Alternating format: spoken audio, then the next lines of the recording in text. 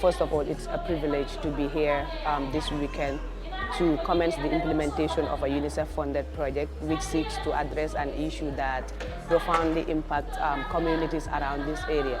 So the title of the project is the Prevention of Violence Against Children and Women in the Gambia, specifically child marriage and FGM. Today, I feel like you come to the right region because according to statistics, CRR North has the highest child marriage in our community.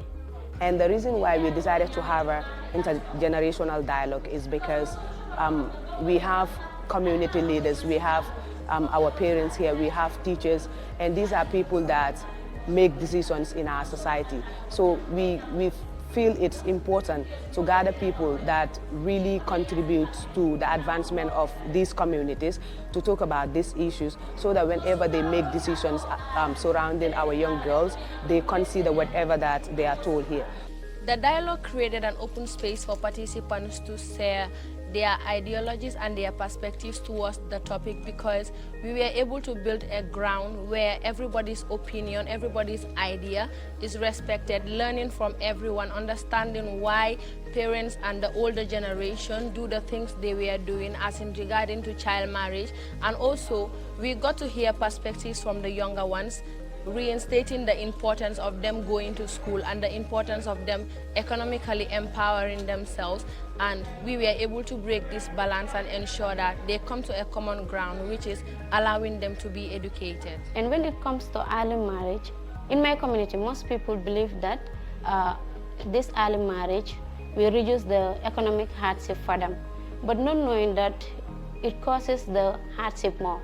Because what I observe in my community is this child marriage, when they are married, these kids when they are married, it is still their parents that are taking care of them because they are married to someone who cannot take care of them, who does not have the financial means.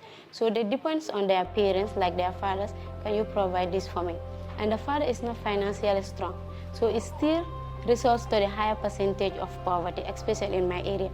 So the discussions on early marriage was something that was not really hard because I realized that the Gambia, we are at least moving to a step ahead. It was a discussion that has an open dialogue where people were sharing what they were thinking, but also I love the fact that our fathers were championing the discussion, having them say that no, it's not okay, the girls need to go to school, they have a dream that they need to push forward. But the discussions around FGMC was one of the hard because, you know, it has to do with religion, it has to do with people, what they think and what they believe. At first it was hard, but at the end of the day, it was an open space where people were like, no, we need to stop this because it's not okay, thinking about the health complication and how we are always putting the girl at the center. So initially when we started, we saw that people were kind of reluctant to accept the ideas that we were giving them, but later we came to realize that it's not because people want to practice these harmful traditional practices only, but they do not have the awareness, the required awareness. They need to understand how harmful these practices are to young children. So when we started, people were reluctant, but later on their reactions gave us hope, and we believe that if we continue doing dialogues like this, there will be change in the near future.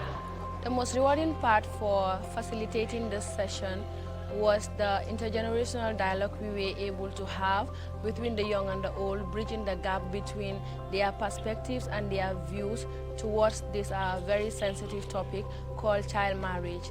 At the end of the session, what really was rewarding for me was the fact that we were able to transform the minds of the community leaders and the people engaged. We were able to build better perspectives for them to embrace education for their children and ensure that they see them through their educational journey to become economically empowered and to be responsible people in the society instead of being given to men to get married and not be able to do anything for themselves. The government also has a big role to play.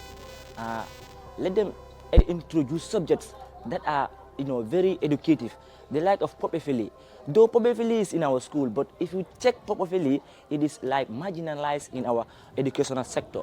Many people hold it as something that is not at this a very important subject. But if you check pop-FLE is one of the most crucial subjects. And then when we go to integrated studies, there is this topic that talked about our body.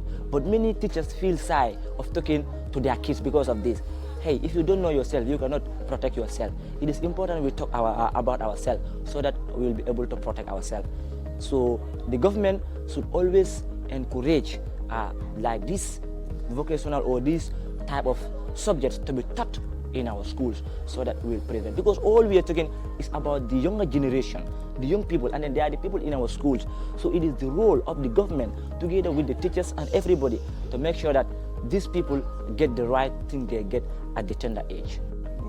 Dina o alkali yeb ñu nekk ci tundu bi man nag ci suma tundu bi defaree juróom-ñetti fukki dëkk boo xam ne ak juróom-ñaar dëkk moo nekk ci tundu chef bi waaye samedi tey bi su delsee ñu ngi war a am meeting suñ amee meeting rek comme luñ jël fii ak luñ jëloon balaa tey danañ ko wag alkali yëpp ñu xam ne affaire pour yóbbu xale yu jigéen ñi ci leel wala jóg leen jacket wala façon boobu luwaa bi nangut ko maa ngi war a jël action boobu pour ma waxtaan ak ñoom.